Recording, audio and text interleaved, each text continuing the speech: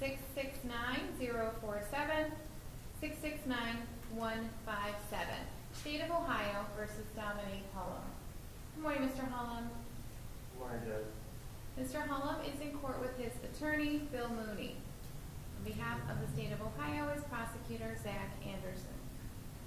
We are here for sentencing today. Mr. Mooney, is there any reason not to move forward? No, Your Honor. Okay. I have letters that have been submitted on behalf of Mr. Hullum. There has been no pre-sentence investigation. On behalf of the state of Ohio, Mr. Anderson, what would you like to place on the record? Yes, Your Honor. Thank you very much. You're welcome. These two cases contain very serious conduct. I know you've heard the charges and the plea, but I want to provide you with background facts for what happened in these cases. In case 669157, November 28th of last year, the victim in this case, Nicholas Rosa, it's Rosa, R-O-S-A, was walking down Berea Road on his way to work when a male driving a Pontiac G6 pulled up beside him and asked, "Where is Jamie?" The victim said, "I don't know anybody by the name of Jamie," and looked at him puzzlingly. Suddenly, the suspect pulled out a gun and fired a single shot toward the victim. The victim ran off, and as he was calling 911, he hears another shot coming toward his direction before the car fled the area. A similar incident was reported in Parma, consistent with the facts, and in that case, they got the license plates of the vehicle. The license plates of the vehicle were returned to a Tanya Hullum. When administered a photo lineup, the victim, Nick Rosa, positively identified Dominique Hullum as the person who had shot at him on November 28th. And in the second case, 669047, this is a case out of North Olmsted, March 21st of this year, 8 o'clock in the morning, a Tuesday morning, Dominique Hullum entered Starbucks at 27178 Lorain Road and pointed a pistol at the employee at the front desk, ordered him and everyone on the ground. Dominique Hullum then demanded the contents of the register before placing them in 2 plastic bags and fleeing the scene, gun in hand. North Olmsted Police was quick to respond. Officer Kelly immediately identified Dominique fleeing north on Dover Center, the bag of money in one hand, the pistol in the other.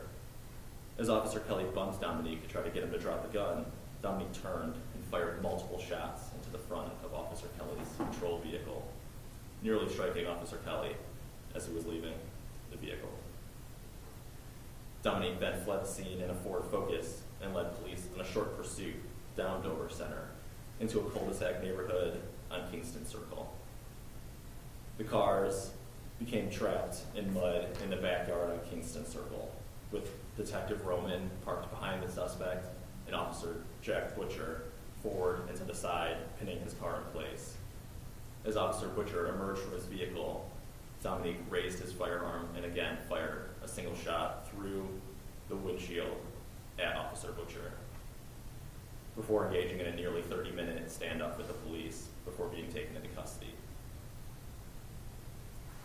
In case 669047, the North Olmsted Police Department would request $600 in restitution for the damage to the police cruisers that were repaired by them. And today we have representatives of the North Olmsted Police, Detective Marjorie Jones, Officer Chris Kelly, Officer Jake Butcher, and Detective Manuel Roman. And I believe they intend to make statements. Please.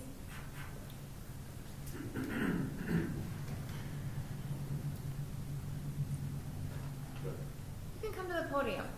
Come to the podium. Yes, sir.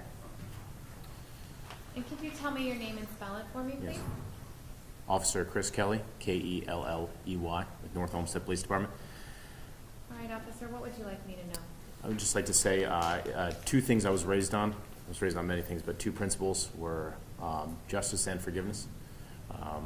That day, Mr. Hullum decided to make actions where, as presented before, he walked into Starbucks without care for the lives of the people there and robbed them at gunpoint.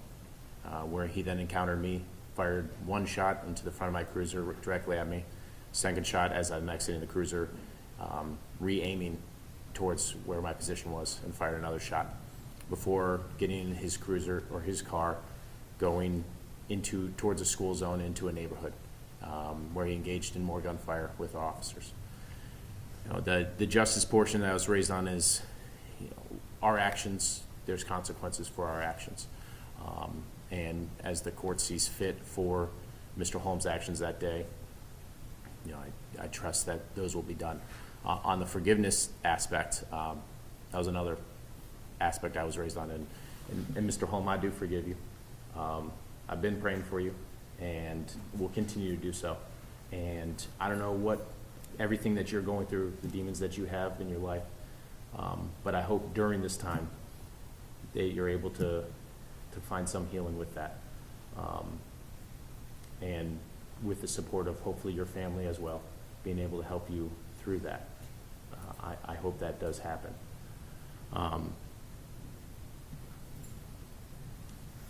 Yeah, this is something that, you know, not only affects those involved, but the family members, my family as well. And I know the other officers involved and the people at Starbucks as well, their families have had to go through the different things. You know, being shot at is, taking this oath is something that you know could happen, but when it does, the effects that it does have on you and your family is something that it takes some time to get through, and something that stays with you for a while. That's all. Officer Kelly, thank you very much. Mr. Anderson, who would like to speak next? Detective Marjorie Jones, Your Honor. Good morning, Detective. Good morning, Your Honor. It's Jones, common spelling? Common spelling, yes. Okay. Marjorie's Margery. I would not have had that right. All right, Detective, what would you like me to know? Well, my name is Detective Jones. I'm with the North Olmsted Police Department. I responded on scene for this incident, and I am here to speak on behalf of the victims of Starbucks who were working during this armed robbery. The employees at Starbucks were hardworking during their morning rush when this traumatic incident occurred. I couldn't imagine making the minimum wage on a normal busy day to then being robbed at gunpoint for all the money. I recently met with the general manager at Starbucks to let them know the news of the plea deal and the sentencing. She told me she did not want to share the news with the employees because they have PTSD and anxiety from the incident occurring. She said the initial letter came to notify them of the hearing, and a number of those employees were just traumatized and bothered by just seeing the letter. On behalf of the state, the victims of Starbucks and North Olmsted Police Department, our desire is for the court to sentence Mr. Hullum to the maximum time that is allowed by law and authorized by your court. Thank you. Thank you, Detective.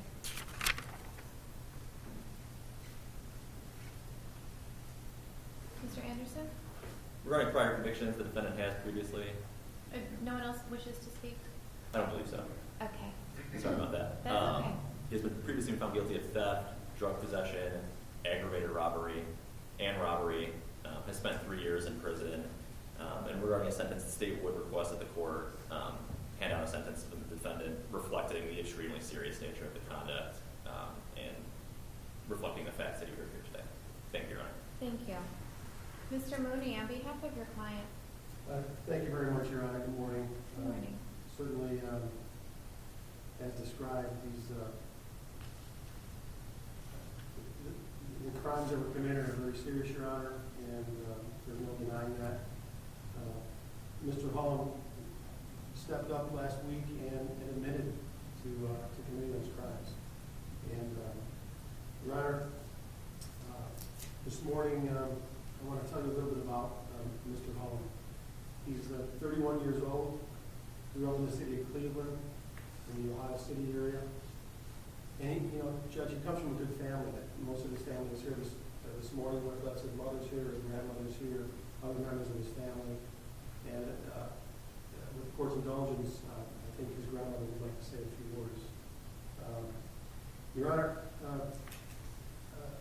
with respect to sentencing,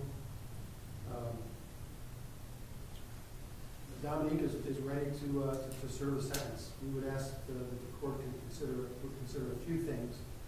First, he is going to be serving quite a bit of mandatory time,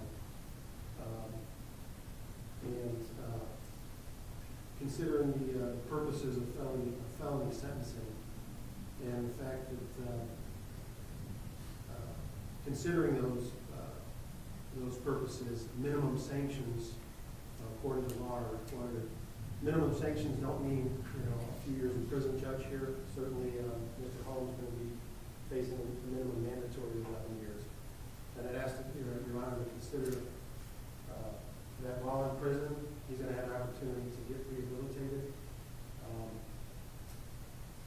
He grew up with some significant mental health issues, and as a result, he turned to illicit drugs early on. And it's my belief that the combination of his mental health issues and illegal drugs are the reason that he's here today. And you certainly can't do anything about it now. He's certainly remorseful. I know that in speaking to him earlier, he's very sorry to put the community in the position he did on those two events, especially the more recent event. He certainly apologized to the officers here and the detective in both police departments and the community for putting them in this situation. Certainly, Judge, it could have been a lot worse. Luckily, no one was injured except for Mr. Hullum. He suffered some significant serious injuries as a result. But other than Mr. Hullum, no one else was injured. And I'd ask Judge to consider all those things, and I'd ask that Your Honor give Mr. Hullum's grandmother an opportunity to say a few words. That's fine.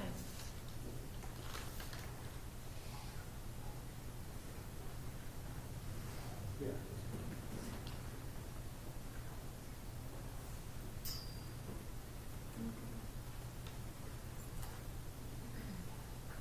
Can you tell me your name?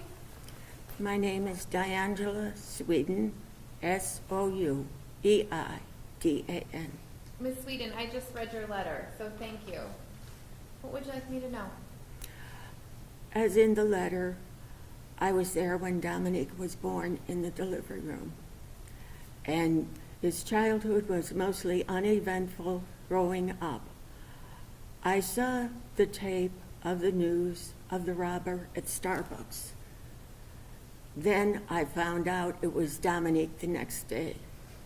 My heart was ripped out. Dominique started out as a normal, happy kid. Unfortunately, he just graduated from an STNA program, going into his first job at 17, and that's when his first incident with the law occurred. At that time, that's when we found out he has schizophrenia. I have been with him in court cases, in episodes of schizophrenia, with addiction over the years. Unfortunately, his behavior when he's in these incidents, he isn't there. But he has to be held accountable because he committed the crimes. It is my hope that he take what has happened, he gets help with mental health, with addiction, and also the North Olmsted Police Department take this horrific experience.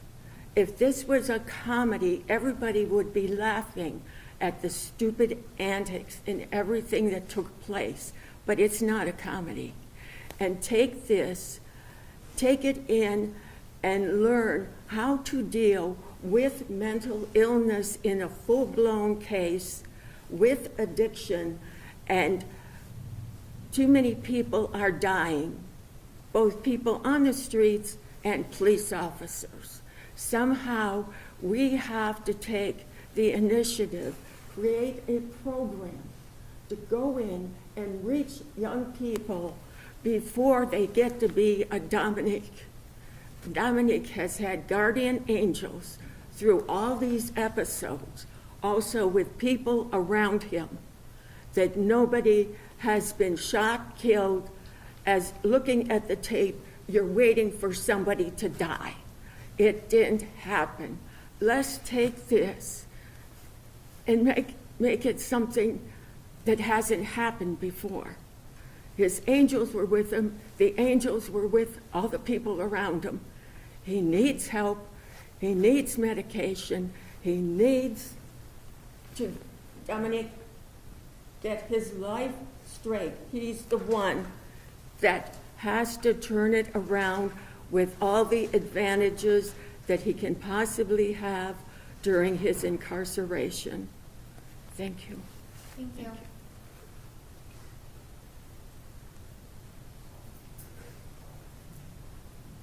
Anything further, Mr. Mooney? Come on.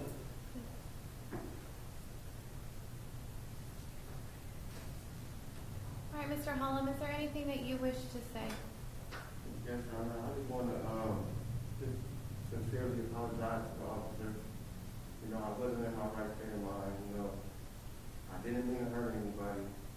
And, you know what I'm saying, like, it wasn't meant, I didn't mean to hurt anybody. Like, I sincerely apologize to you. I'm going to take my time and try to better myself, you know, like, and I sincerely am sorry. Honestly. And I'm just grateful that I didn't hurt any of you guys. And I don't care about being hurt. I deserve everything. I never once complained about it. I deserved it. And I'm just grateful to this day that I didn't hurt anybody. And I apologize to everybody in Starbucks. And I'm just going to take my time as a man and learn from this situation. But I really wasn't there mentally. Like, I wasn't there. Like, and I really am sorry for shooting at your car. And I really don't remember the incident, but I'm sorry for my actions. Thank you, Mr. Hullum. I have considered all of the information that's been presented to me today. I have reviewed the history of the mental health forensic evaluations, the letters written on behalf of Mr. Hullum, and the statements made here today. I've also reviewed the purposes and principles of sentencing pursuant to Revised Code 29.11, the serious and recidivism factors relevant to these two cases and yourself, Mr. Hullum, pursuant to Revised Code 29.12, and the need for deterrence, incapacitation, rehabilitation, and restitution. Prison sentence is mandatory in this case. In case 669157. Now the sentence is complicated, and because of the mandatory portions of these two cases, they're interrelated. The sentences have to be interrelated because of the nature of these offenses. But I will start with case 669157. Count 1, felonious assault, a felony of the second degree. This is a qualifying offense. And I am going to sentence you on this to an indefinite sentence of 2 to 3 years in prison on the underlying charge of felonious assault. Before you do any amount on that time, you will serve 3 years prior to and consecutive to the sentence I just imposed for the mandatory firearm specification. Case 669047. Count 1 is the qualifying offense. I am imposing 3 years on the firearm specification. That 3 years will be served prior to and consecutive to the 4 to 6 years that I'm imposing for the charge of aggravated robbery. Count 4. I am sentencing you to 54 months on the firearm specification. That will be served prior to and consecutive to the underlying sentence of 4 years. Count 7, failure to comply. A felony of the third degree. I am sentencing you to 1.5 years in prison on the charge of failure to comply. Count 11. I'm sentencing you to 1 year in prison.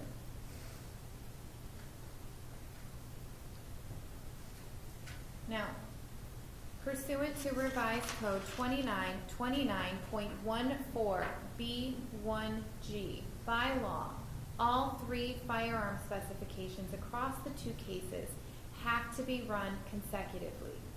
So those three specifications will run back to back. So that's 3 plus 3 plus 4.5 years for a total of 10.5 years of mandatory firearm specification time. That mandatory means, Mr. Hullum, that you will not be eligible for good time credit. You will not be eligible for transitional control, and you will not be eligible for judicial release during any portion of this sentence. Your jail time will also not count towards the mandatory portion of your sentence. Further, I am also required to impose the sentence for failure to comply consecutive to any other sentence that I impose. So the way that I'm calculating your sentence is you'll serve 10.5 years on the firearm specification. Then you will serve 1.5 years for the charge of failure to comply. That brings us to 12 years. I am ordering, I do find that consecutive sentences are warranted in the present case, and I'm ordering Mr. Hullum to serve the sentences on both counts 1 in case 669047 and 669157 consecutively. After reviewing the record and the evidence, I find that consecutive sentences are necessary to punish the offender, protect the public from future crime, and are not disproportionate to the conduct or danger posed by Mr. Hullum. And that Mr. Hullum's criminal history demonstrates that consecutive sentences are necessary to protect the public. If you add all of that together, that is a total prison sentence of 18 years. When we add in the indefinite portion of the sentence, that brings your total sentence to 18 to 20 years in prison.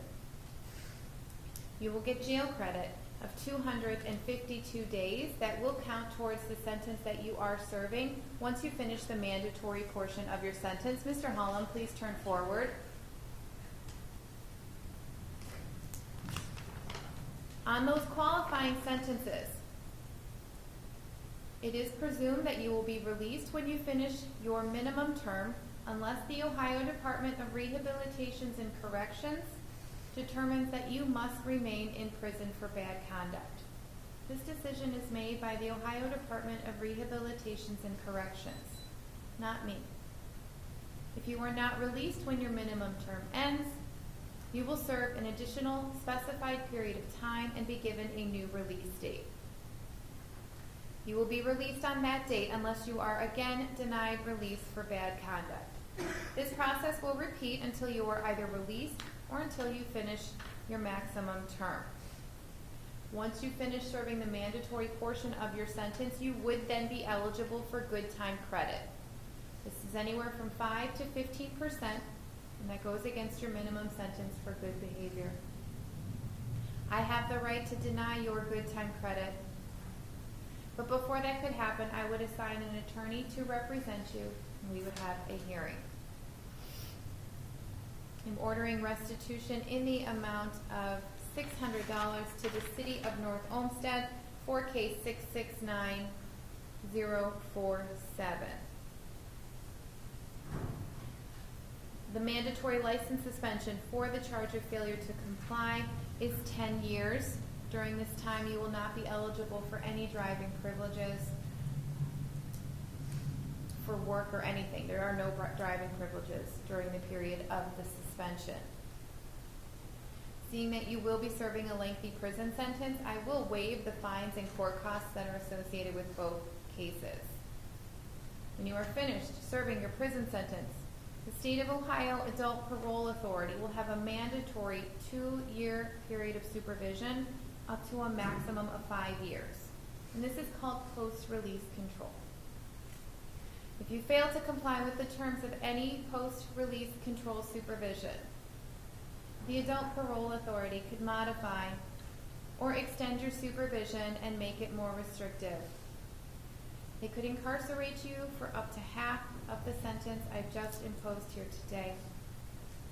They could charge you with a new offense called escape, another felony where you would face additional prison time.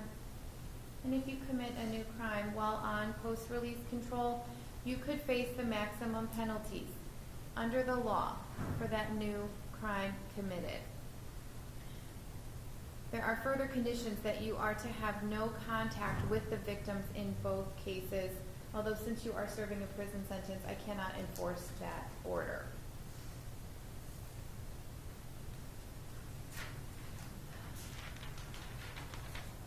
I don't disagree, Ms. Sweden, with what you said, but there has to be a way to reach people with mental illness before it comes to this place. And I'm so heartbreakingly sad that this is what happened here today.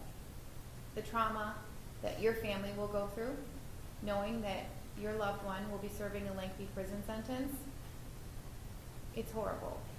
But the trauma faced by those poor people who were simply trying to work their job, or the officers who were shot at, it's unimaginable. It's never supposed to be part of your job, although I understand you accept that risk when you take the badge. Officer Kelly, the grace that you've shown today to extend forgiveness to Mr. Hullum, it's incredible, and it's more incredible in light of the trauma that you went through that day and that you are still working through. It gives me hope for humanity, so I'm grateful that you came here to express that here. Is there anything further that you wish to place on the record on behalf of your client, Mr. Mooney? Nothing further. Thank you. Is there anything further on behalf of the state of Ohio? Just to make the record clear, in case 047, counts 4 and 11 are to run concurrent to count 1. Is that correct? Yes, I did not clarify that. All remaining counts are to be run concurrent. Thank you, Your Honor. Thank you. We are adjourned.